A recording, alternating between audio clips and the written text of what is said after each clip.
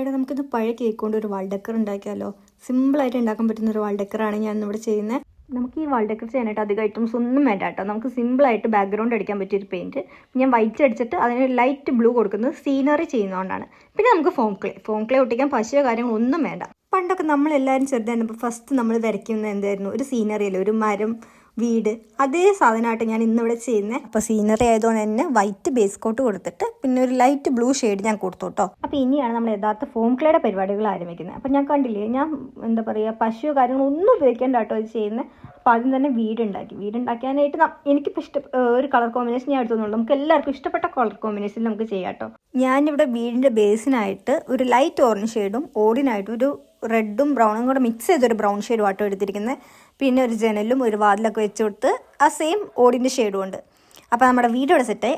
പിന്നെ നമ്മൾ മരത്തിൻ്റെ ഷേപ്പിൽ ബ്രൗൺ ഷെയ്ഡ് വെച്ചിട്ട് ഒരു മരം കട്ട് ചെയ്തെടുത്തു. അതിൽ കുറേ ലീവ്സ് വെച്ച് കൊടുത്തു. ഞാൻ ഇവിടെ ലീഫ് കട്ടർ വെച്ചിട്ടാട്ടോ ലീഫ് വെച്ച് കൊടുത്തത്. പിന്നെ നമ്മൾ ഏറ്റവും അടിയിലായിട്ട് നിറയെ ഫോം ക്ലേ ഇങ്ങനെ വെച്ച് പരത്തി അതിൽ നിറച്ച് കുത്തിട്ട് കൊടുക്കുക. അടിയിൽ ഫുള്ളായിട്ട് ഞാൻ അങ്ങനെ അടിച്ച് ചെയ്ത് കൊടുത്തിരിക്കുന്നത് ഒരു പുല്ലിൻ്റെ എഫക്റ്റ് കിട്ടാൻ വേണ്ടി.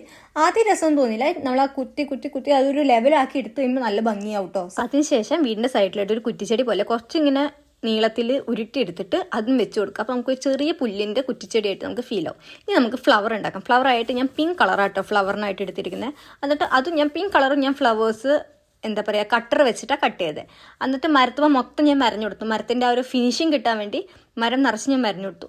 പിന്നെ നമ്മുടെ ഫ്ലവറിൻ്റെ കളർ തന്നെ ഞാൻ ഫാബ്രിക് പെയിൻറ് എടുത്ത് അടിയിൽ മൊത്തം ഡോട്ട് ഇട്ടു. ലാസ്റ്റായി ഫ്ലവറിന് സെൻറ്ററിൽ യെല്ലോ ഡോട്ടും കൂടി ഇട്ട ഡെക്കർ റെഡി ആയി. Thank you.